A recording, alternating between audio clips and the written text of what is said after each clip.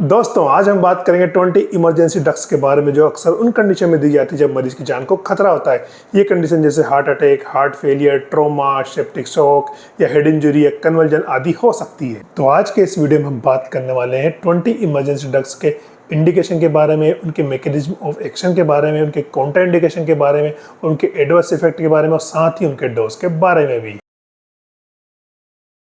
Emergency drugs का मुख्य उद्देश्य मरीज की जान बचाना होता है। तो इन ड्रग्स में क्या क्या कैरेक्टरिस्टिक्स होना चाहिए? नंबर 1 होता है शॉर्ट हाफ लाइफ। हमें ऐसी ड्रग्स चूज करना होगा जिसका हाफ लाइफ कम हो ताकि वो तुरंत अपना असर दिखा सके। Number 2 fast acting drugs. इन ड्रग्स का एक्शन ऑफ ऑनसेट काफी कम होना चाहिए ताकि ये कुछ सेकंड्स या मिनटों में अपना इफेक्ट शो कर सके। Number 3 root of drug administration. इन ड्रग्स के लिए हम आईवी रूट प्रेफर करते हैं क्योंकि आईवी रूट की जो बायो अवेलेबिलिटी होती है वो 100% होती है, जिसकी वजह से ड्रग्स 100% स्ट्रेंथ में अपना इफेक्ट शो करती है। तो चलिए आइए डिस्कस करते हैं 20 इमरजेंसी ड्रग्स को जो कि क्रिटिकल कंडीशन में यूज होती है और हर हॉस्पिटल के क्रेश कार्ट में या इमरजेंसी ट्रॉली में प्रेजेंट होती है। एड्रेनालिन या प्राइमरी इमरजेंसी ड्रग्स होती है जो कि कैटेकोलामिन्स या सिम्पैथोमिमेटिक एजेंट होती है जिसको एपिनेफ्रिन भी कहते हैं, या अल्फा और बीटा दोनों रिसेप्टर पर काम करती है। यह ड्रग ऑफ चॉइस होती है पल्सलेस कार्डियक अरेस्ट में और एनाफाइलेक्टिक शॉक में।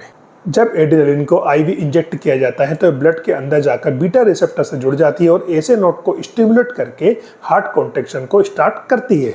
कार्डियक अरेस्ट में इसका डोज होता है 1 mg विद डाइल्यूशन ऑफ 1:10,000। इसकी हाफ लाइफ 2 to 3 मिनट होती है, इसलिए कार्डियक अरेस्ट में हर 3 to 5 मिनट में हमें इसको रिपीट करना चाहिए जब तक कि पेशेंट रिवाइव ना हो जाए। एनाफाइलेक्टिक शॉक में हम इसको इंट्रामस्कुलर रूट से देते हैं, वही 0.3 to 0.5 mg with dilution of 1:1000। इसके एडवर्स इफेक्ट की बात करें तो हाइपरटेंशन हो सकता है क्योंकि यह अल्फा 1 रिसेप्टर को स्टिमुलेट करती है, और दूसरा एरिथमिया हो सकता है क्योंकि यह बीटा 1 रिसेप्टर को भी स्टिमुलेट करती है।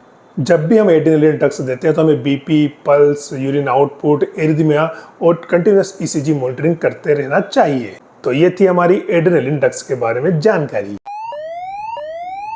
नॉरएड्रेनालिन या नॉरएपिनेफ्रिन, इसके इंडिकेशन की बात करें तो कार्डियोजेनिक शॉक, वेसोडाइलेटरी शॉक या हाइपोटेंसिव शॉक में क्या होता है कि हार्ट ब्लड को पंप नहीं कर पाता है, जिसकी वजह से ऑर्गन्स लाइक लीवर, किडनी या ब्रेन्स तक ब्लड नहीं पहुंच पाता है। तो इस कंडीशन में ऑर्गन डैमेज होने की संभावना रहती है। तो यहाँ पर नॉरएड्रेनालिन क्या करता है कि अल्फा 1 रिसेप्टर जो कि वेन्स में प्रेजेंट होते हैं उनसे जुड़कर पावरफुल वेसो कॉन्स्ट्रिक्शन इफेक्ट पैदा करता है, जिससे कि बीपी बढ़ जाता है। नॉरएड्रेनालिन कुछ इफेक्ट बीटा 1 रिसेप्टर में भी शो करता है, जिसकी वजह से हार्ट के कॉन्ट्रैक्शन भी बढ़ जाते हैं। इसके डोज की बात करें तो इसको कंटिन्यूअस आईवी इन्फ्यूजन के द्वारा 0.025 to 0.4 mcg पर केजी बॉडी वेट पर मिनट इसके हिसाब से दिया जाता है। एक बात याद रखें, नॉरएड्रेनालिन को कभी भी इंट्रामस्कुलर या सबक्यूटेनियस रूट से नहीं दिया जाता है क्योंकि इससे स्किन नेक्रोसिस होने के चांसेस बहुत ज्यादा होते हैं। नॉरएड्रेनालिन के इन्फ्यूजन के दौरान हमें बीपी, पल्स, यूरिन आउटपुट और एरिथमिया को मॉनिटर करते रहना चाहिए। तो ये था हमारा नॉरएड्रेनालिन या नॉरएपिनेफ्रिन ड्रग्स के बारे में जानकारी। डोपामिन एंड डोब्यूटामिन, ये दोनों इमरजेंसी ड्रग्स कैटेकोलामिन्स क्लास से संबंधित होती है। अब डोपामिन की बात करें तो ये अल्फा और बीटा दोनों रिसेप्टर पर काम करता है। डोपामिन को अगर हम हाई डोज में देते हैं तो वेसो कॉन्स्ट्रिक्शन के कारण ब्लड प्रेशर को बढ़ाता है, बट अगर डोपामिन को हम लोअर डोज में देते हैं तो ये हार्ट को स्टिमुलेट करता है। अब डोब्यूटामिन की बात करें तो यह केवल बीटा 1 रिसेप्टर पर ही काम करता है। Dobutamine mainly acute congestive heart failure में यूज किया जाता है क्योंकि ये यहाँ पर हार्ट के कार्डियक आउटपुट को बढ़ाने में मदद करता है, और इसका डोज होता है 2 to 20 mcg पर केजी पर मिनट, और यह भी आईवी इन्फ्यूजन के द्वारा ही दिया जाता है। तो ये थी हमारी डोपामिन एंड डोब्यूटामिन।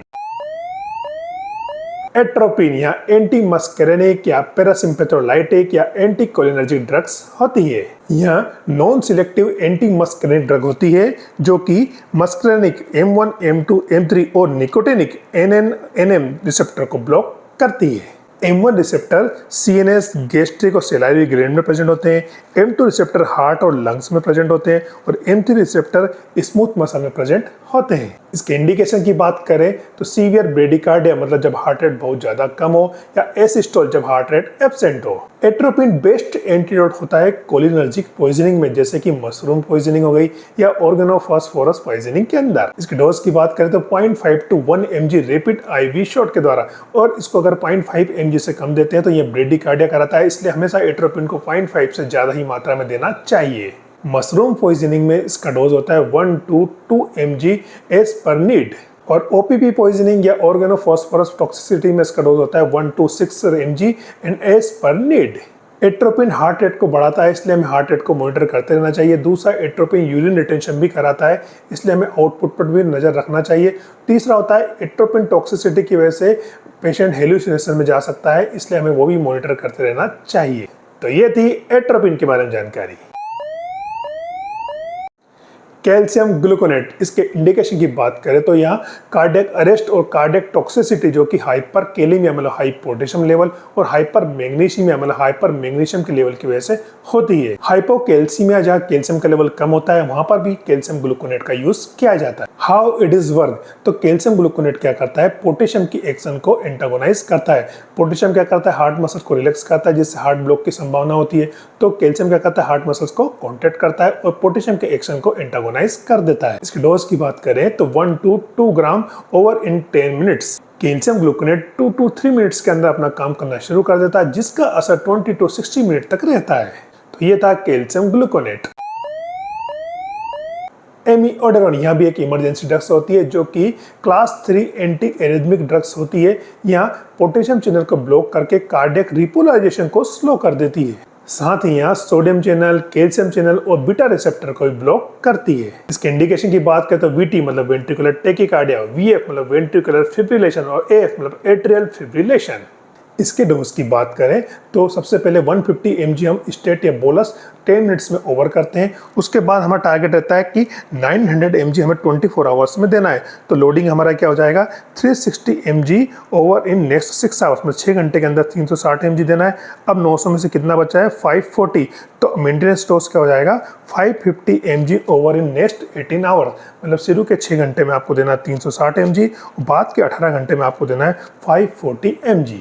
इसके साइड इफेक्ट की बात करें तो इससे हाइपोटेंशन हो सकता है और ब्रेडिकार्डिया हो सकता है। इसके कॉन्ट्राइंडिकेशन की बात करें तो कीटोकोनाजोल ड्रग्स और इरिथ्रोमाइसिन ड्रग्स क्या करती है, इसके मेटाबॉलिज्म को इनहिबिट करती है, जिसकी वजह से एमिओडारोन टॉक्सिसिटी हो सकती है। और अगर पेशेंट पहले से ही कैल्शियम चैनल ब्लॉकर या बीटा ब्लॉकर पर है तो ब्रेडिकार्डिया की रिस्क बढ़ जाती है। तो ये थी एमिओडारोन ड्रग्स के बारे में जानकारी। लिडोकेन या लिग्नोकेन वैसे तो यह लोकल एनेस्थेटिक एजेंट होता है, बट यह क्लास 1 एंटी एरिथमिक इफेक्ट भी शो करता है सोडियम चैनल को ब्लॉक करके। यह ड्रग ऑफ चॉइस होता है एक्यूट मायोकार्डियल इन्फेक्शन में, हार्ट सर्जरी में या ventricular tachycardia due to digitalis toxicity. और अगर एमिओडारोन इंजेक्शन अवेलेबल नहीं है या कॉन्ट्रा इंडिकेटेड है तो हम वीटी एंड वीएफ में लिडोकेन या लिग्नोकेन यूज कर सकते हैं। इसका डोज होता है 1 to 1.5 mg पर kg बॉडी वेट। इसके एडवर्स इफेक्ट की बात करें तो इससे सीजर आ सकते हैं। इस कंडीशन में हम डायजेपाम ड्रग यूज करते हैं। तो ये थी हमारी लिडोकेन या लिग्नोकेन ड्रग्स। एडिनोसिन ड्रग्स यहाँ एंटी एरिथमिक ड्रग होती है जो कि एवी नोड को ब्लॉक करके हार्ट के कंडक्शन को स्लो कर देती है। एडिनोसिन की हाफ लाइफ काफी कम होती है जो कि 0.6 to 1 सेकंड होती है, इसलिए अगर हम इसको स्लोली देंगे तो ये अपना इफेक्ट शो नहीं करेगी, इसलिए हमें को इसको रैपिड या फास्ट देना पड़ती है। इसके इंडिकेशन की बात करें तो पीएसवीटी या paroxysmal supraventricular tachycardia, atrial fibrillation, atrial flutter या WPW Wolff Parkinson White syndrome. इसकी डोज की बात करें तो हम 6 mg रैपिडली देते हैं और अगर रिस्पॉन्ड नहीं हो रहा है तो 12 mg वापस रैपिड रिपीट करते हैं। इसके एडवर्स इफेक्ट की बात करें तो ब्रोंकोस्पाज्म हो सकता है और हाइपोटेंशन हो सकता है, इसलिए इस थेरेपी के दौरान हमें ब्लड प्रेशर और कार्डियक मॉनिटरिंग करते रहना चाहिए। तो ये थी एडिनोसिन ड्रग्स के बारे में जानकारी। एस्मोलोल जो कि बीटा ब्लॉकर होता है और यह हार्ट रेट को कम करता है और साथ ही हार्ट के कॉन्ट्रैक्शन को भी कम करता है। इसके इंडिकेशन होते हैं atrial flutter, atrial fibrillation and PSVT. इसके डोज की बात करें तो इसका लोडिंग डोज होता है 500 mcg पर kg बॉडी वेट और इन्फियन की बात करें तो 50 to 300 mcg पर kg बॉडी वेट होता है। इसके एडवर्स इफेक्ट की बात करें जैसे ब्रेडिकार्डिया हो सकता है और एसिस्टोल भी हो सकता है। अगर मरीज पहले से ही वेरापेमिल ड्रग्स पे है तो यह बॉडी के अंदर एस्मोलोल के कंसंट्रेशन को और बढ़ा सकती है। तो ये थी beta blocker drugs esmolol. Magnesium sulphate, तो इसके मैकेनिज्म ऑफ एक्शन की बात करें तो यह कैल्शियम चैनल को ब्लॉक करती है और मसल कॉन्ट्रैक्शन को कम करती है। इसके इंडिकेशन की बात करें तो नंबर 1 आता है टोर्सास डिफॉइंट, नंबर 2 पे हमारा आता है इक्लेम्सिया मतलब प्रेगनेंसी में जब हाइपरटेंशन होता है, प्रोटीन यूरिया होता है और सीजर आ जाते हैं तो इसको हम इक्लेम्सिया कंडीशन कहते हैं। तीसरा होता है सीवियर अस्थमा अटैक में। इसके डोज की अगर हम बात करें तो टोसास पॉइंट के लिए हम 2 ग्राम स्लोली आईवी पुश करते हैं और इक्लेम्सिया में हम 2 to 4 gram IV over in 5 minute और सीवियर अस्थमा अटैक में हम 2 ग्राम ओवर इन 50 मिनट्स इसको हम देते हैं।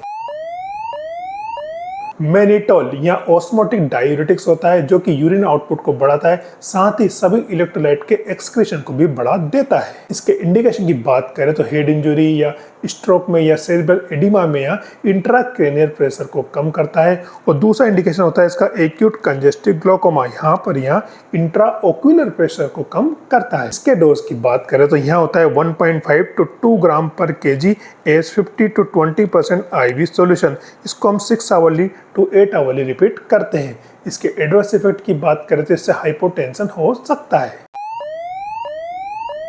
फ्यूरोसिमाइड्स या लेसिक्स यहाँ पावरफुल लूप डायरेक्टर्स होते हैं जो कि यूरिन के एक्सक्रीशन को बढ़ाते हैं, साथ ही सोडियम, पोटेशियम या कैल्शियम के रीअब्जॉर्प्शन को भी रोकते हैं। इसके इंडिकेशन की बात करें तो congestive heart failure, pulmonary oedema और oedema which is caused by liver disease, cardiac disease and kidney disease. यहाँ 15 मिनट में अपना काम करना शुरू कर देती है जिसका असर 1 to 1.5 आवर्स तक रहता है। इसका डोज 20 to 40 mg IV होता है एंड SOS हम इसको यूज कर सकते हैं। इसके एडवर्स इफेक्ट की बात करें तो इससे हाइपोटेंशन हो सकता है, हाइपोकैलेमिया मतलब पोटेशियम लेवल भी कम हो सकता है, साथ ही इसकी वजह से डायरिया हो सकता है, लॉस ऑफ एपेटाइट हो सकता है, कॉन्स्टिपेशन हो सकता है, हेडेक हो सकता है, डिजीनेस हो सकता है, ब्लरिंग ऑफ विजन भी हो सकता है। तो ये थी फ्यूरोसिमाइड ड्रग्स जो कि अक्सर लेसिक्स के नाम से हम यूज करते हैं। सोडा बाइकार्बोनेट यहाँ एल्कलाइजिंग एजेंट होता है जो कि मेटाबॉलिक एसिडोसिस में ड्रग ऑफ चॉइस होता है, साथ ही हाइपरकैलेमिया में और ट्राइसाइक्लिक एंटीडिप्रेसेंट पॉइजनिंग में और एस्पिरिन पॉइजनिंग में भी यूज किया जाता है। एनटीजी या नाइट्रोग्लिसरीन यहाँ ब्लड वेसल्स को रिलैक्स करती है और हार्ट तक ब्लड और ऑक्सीजन की सप्लाई को बढ़ाती है, साथ ही प्रीलोड और आफ्टर लोड को भी कम करती है। नाइट्रोग्लिसरीन शॉर्ट एक्टिंग ड्रग्स होती है जिसका हाफ लाइफ 2 to 3 मिनट्स होता है। इसकी इंडिकेशन की बात करें तो हाइपरटेंशन में हम इसको आईवी लाइन के द्वारा देते हैं और दूसरा एंजाइना पेक्टोरिस में हम इसको सबलिंगुअल या जीभ के नीचे रखकर देते हैं। इसका डोज आईवी इन्फ्यूजन के द्वारा 0.5 to 2 mg पर मिनट होता है। फॉस्फेनेटोइन या फेनेटोइन की प्रोड्रग होती है जो कि स्टेटस एपिलेप्टिकस में यूज की जाती है। यह कैल्शियम चैनल को ब्लॉक करती है और सीजर को कंट्रोल करती है। इसके डोज की बात करें तो 50 to 20 mg per KG slow IV push followed by continuous infusion 150 mg per minute. तो यह थी फॉस्फेनेटोइन या फोसोलिन ड्रग। D25 या D50% इसमें ग्लूकोज होता है, इसलिए इन ड्रग्स का यूज हम हाइपोग्लाइसेमिया में जब ग्लूकोज लेवल कम हो जाता है या बर्न की कंडीशन में या सीवियर डायरिया में यूज करते हैं। ASV या एंटी स्नेक विनम यहाँ स्नेक बाइट का एंटीडोट होता है जो कि सांप के काटने पर यूज किया जाता है। इसका जो रिकमेंडेड डोज होता है वो 100 ml या 10 वायल होता है, बट इमरजेंसी कंडीशन में हम 50 वायल भी यूज कर सकते हैं। नैलेक्सोन या एंटी ओपियोइड्स एजेंट होता है जो कि ओपियोइड्स पॉइजनिंग लाइक मॉर्फिन और हीरोइन में यूज किया जाता है।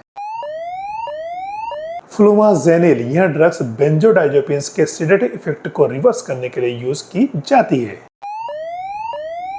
कॉर्टिकोस्टेरॉइड्स जो कि हमारी आखिरी इमरजेंसी ड्रग्स है जो कि एलर्जी को कम करने के लिए और इन्फ्लेमेशन को कम करने के लिए यूज की जाती है। तो दोस्तों ये थी हमारी 20 इमरजेंसी ड्रग्स जिनकी डोज के बारे में, इंडिकेशन के बारे में, कॉन्ट्रा इंडिकेशन के बारे में और एडवर्स इफेक्ट के बारे में आपको पता होना चाहिए। अगर आपको ये वीडियो अच्छा लगा तो इसको लाइक कीजिए, शेयर कीजिए, सब्सक्राइब कीजिए और मेडिकल फील्ड की चीजों को आसान शब्दों में समझने के लिए हमारे चैनल द इजी डॉक्टर से जुड़िए। Keep learning, keep teaching. नमस्कार।